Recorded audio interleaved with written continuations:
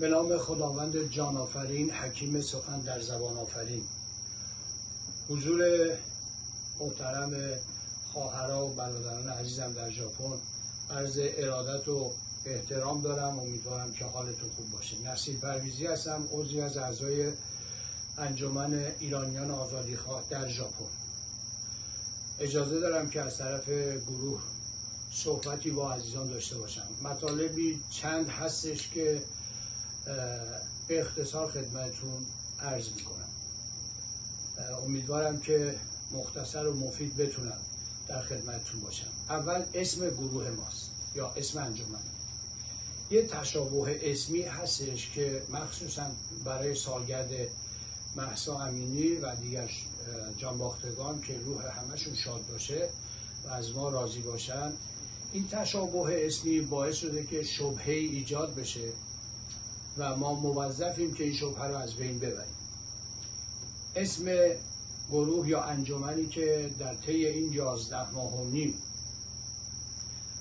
تونسته به وظیفش عمل کنه، کم و کاست داشته ولی تونسته به وظیفش عمل کنه و حس مسئولیتش رو در واقع به عرصه عمل برسونه، اسم انجمن هستش انجمن ایرانیان آزادیخواه در ژاپن، نه مقیم ژاپن، در ژاپن. عزیزا به این نکته توجه کنید. فکر میکنم توی دستور فارسی جناس مرکب باشه، فکر میکنم جناس مرکب باشه یا جناس مترادف مرکب، یه همچی چیزایی، ولی همون مقیم و در خیلی تاثیر گذاشته توی این فراخوان آخر. بعد دومین مطلب دوباره به عرض رسوندن تاریخ و زمان و مکان سالگرد مهسا امینی هستش که همونجور که مستحضر هستید، فراخوان اصلی نجعلی از تقریبا 1.5 ماه پیش از سمت گروه یا انجمن ورزشکاران آزادیخواه ایران در خارج از ایران این همبستگی رو اونا به وجود آوردن و فراخوان برای 12 کشور بزرگ رفته که یکیش ژاپنه. توی فراخوان اول اسمی از ژاپن برده نشده، اسم از ژاپن برده شده ولی جلوی سفارت تعیین نشده. در فراخوان دوم به واضح اسم سفارت و مکان جلوی سفارت اومده، توکیو جلوی سفارت جمهوری اسلامی. بعد که چند تن از کسای دیگه از اون پلتفرم اصلی در واقع سوء استفاده کردن، جعل کردن، روی مکان و زمان جلوی سفارت رو شیبویا زدن. بعد ما این فراخوان جعلی رو برای اون عزیزایی که فراخوان اصلی رو برای ما فرستادیم. اونها بازم توی اون پلتفرم اصلی لوگوی انجمن ایرانیان آزادیخواه در ژاپن رو زدن و دوباره فرستادن برای ژاپن و پایینش متذکر شدن که فراخوان اصلی مکان و زمان جلوی سفارت همون 16 سپتامبر 16/9 1 تا 3 و اگر غیر از این فراخوان استفاده شده باشه مزدورای جمهوری اسلامی هستن. اون رو ما ننوشتیم، اون از همون کسایی هستش که ما همکاری میکنیم باشون. بعد از اینم امیدواریم که همبستگیمون خیلی بهتر بشه. این از بعد موضوع اتحاد، موضوع تفرقه، موضوع تجزیه طلبا، موضوع خائنین دیگه انقدر روشنه که فکر میکنم که وقت شما رو من نگیرم بهتر باشه. وقتی به این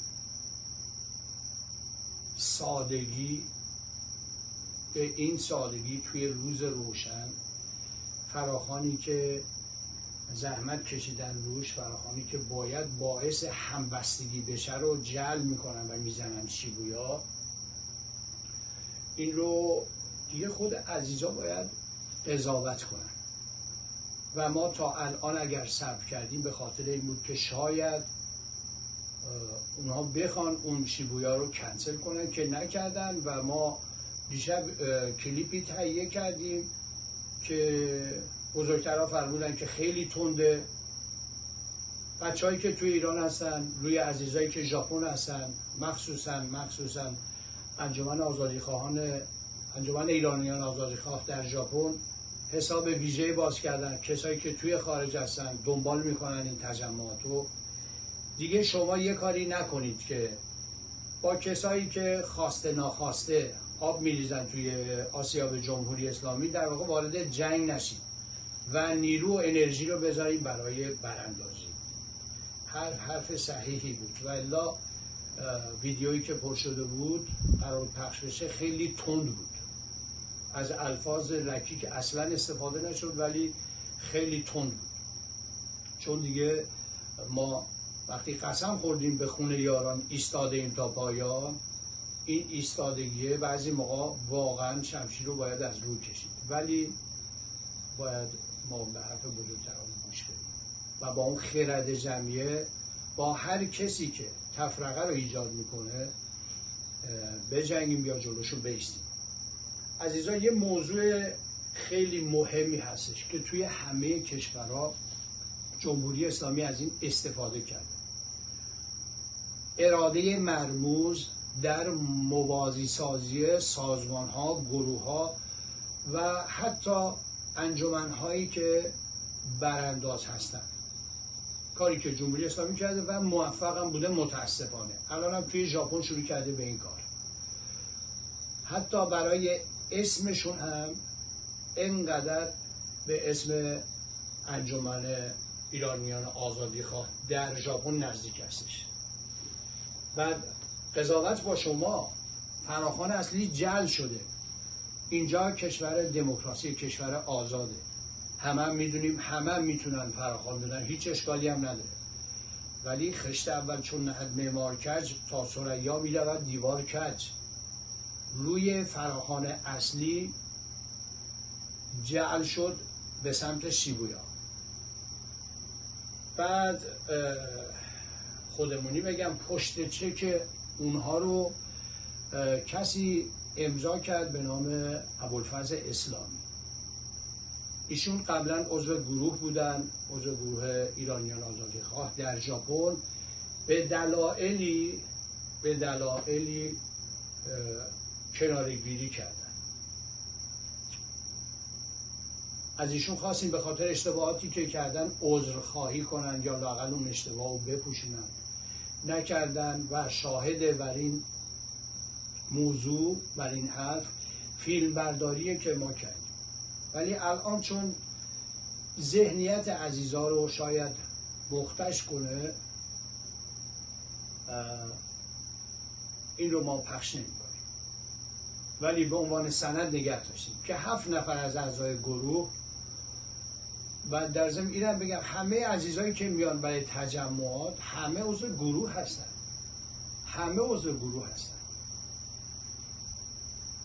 7 نفر نشستیم با ایشون صحبت کردیم که شبهه اصلی رو شما به وجود آوردید. عزیزایی که توی ژاپن هستن شما رو عضو برجسته این انجمن آزادیخواهان، ایرانیان آزادیخواه در ژاپن میشناسن. ای کاش قبل از اون کلیپ که شروع کنید به عزیزایی که توی ژاپن هستن میفرمودید که شما دیگه عضو انجمن ایرانیان آزادیخواه در ژاپن نیستید و به عنوان یه شخص آزاد دارید این شبهه رو به وجود میارید. متاسفانه از ما اصرار، از ایشون انکار که من آزاد هستم، اینجا کشور دموکراسی هست. در واقع با بی اخلاقی اون تعهد اخلاقی رو خراب کردن. هر چقدر خواهش کردیم که یک کلیپ کوتاه عذرخواهی، یک کلیپ کوتاه من شبهه ایجاد کردم، یه عذرخواهی از مردم، ولی ایشون قبول نکردن. ما فیلم برداری کردیم، فیلمش هستش. بعد توی صحبتاشون فرمودن شاهزاده از شهدا اسم بردن، از اتحاد اسم بردن که اصلا اینطوری نیست. عزیز توجه داشته باشیم هر کسی اسم شاهزاده رو آورد، اسم جانباختگان ایران آورد، از عکس ها استفاده کرد، از پوسترها استفاده کرد که نمیشه مبارز یا برانداز. کسایی که خیلی شلوغ میکنن اتفاقا باید مواظبشون بود. راه یکی بود، جلوی سفارت ایران. این چند نفر دوراهی درست کردن، پشتشون رو کردن به فراخوان اصلی و شیبویا رو شروع کردن. سالگرد مهسا امینی هستش، سالگرد یه خیزش بلند هستش. شیبویا جای فستیواله، جای سالگرد گرفتن نیست. یه مقدار خودمونی صحبت میکنم، عذرخواهی میکنم. اون روز به اون مهمی رو ما جلوی سفارت رو ول کنیم بریم شیبویا. خیلی عذرخواهی میکنم. سفارتی ها بشینن نهارشون رو بخورن، آروغ بزنن یا خلال دندون بگیرن، ما بریم شیبویا. کسایی که توی شیبویا رفت آمد میکنن همه قشر جوون، یا برای خرید اومدن یا برای غذا خوردن. ازشون بپرسید که اسم نخست وزیرتون چیه، 80% نمیدونن. برای ما اوموشیرویه، اصلا اوموشیرو کن نایی. خیلی از کشورها توفیق اینو ندارن که برن جلوی سفارت به دلایل مختلف. توفیقشو ندارن برن جلوی سفارت ایران برنامه اجرا کنن. ما که داریم اونجا کاتاچیش واریه، شکلش خوب نیست، شکل ایستادن، جای ایستادن، ولی جلوی سفارته. 5 نفر میتونیم بریم اونجا صحبت کنیم. بعد اینا توی کل دنیا پخش میشه. بریم شیبویا برای چی؟ پلتفرم اصلی، مکان، زمان، هدف، تاریخ مشخصه. این عزیزان میتونستن خودشون فراخوان آزاد بدن، هیچ اشکالی هم نداشت. سالی که نکوست از بهارش پیداست.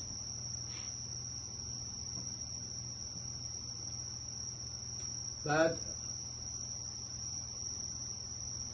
این آقای اسلامی که اون کلیپو دادن بیرون که بریم جلوی شیبویا، بعد اونجا اگر عزیزان خواستن میریم برای سفارت، یه ذهنیت شیرین ساختنه، ولی در عمل عزیزایی که تشریف آوردن میدونن فاصله شیبویا تا سفارت چقدره.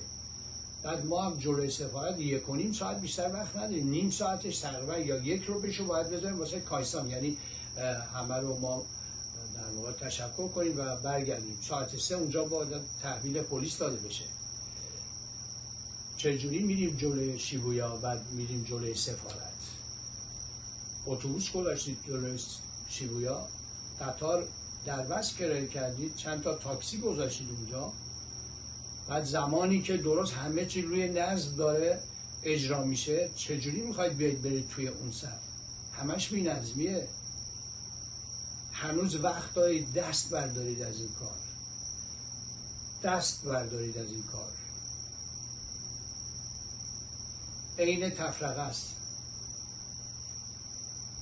هر چقدر انگیزه خیر باشه، هر چقدر نیتتون خیر باشه، وقتی در خدمت شر قرار میگیرید کار کلا شر میشه. خیلی از عزیزا توی ژاپن شاید ندونن که شماها که هستید و چرا این کارو کردید و چرا مردم به شیبویا دعوت میکنید، ولی خودتون که میدونید فراخوان اصلی اونجا نبود. عزیزان بعد از تجمع جلوی سفارت، گروه بزرگوار زن زندگی آزادی یه مجلسی رو در واقع میخوان برقرار کنن برای همون یادبود یا سالگرد. اون مجلس در ماچیدا هستش. بعد زمان و مکان حتما به عرض خواهد رسید. خواهشمندیم که بعد از تجمع جلوی سفارت توی این مجلس خوب که عزیزای گروه زن زندگی آزادی با تجربه‌ای که دارن، با خلوص نیتی که دارن، این مجلس رو به خوبی حتما برقرار میکنن. ما هم وظیفه اونه که بریم اونجا. مجلس در ماچیدا هست، همون سالونی که مراسم یادبود شاهنشاه آریامهر رو گرفتیم. به امید ایرانی آزاد، آباد و شاد. اتحاد، اتحاد، اتحاد. خدا نگهدار شما.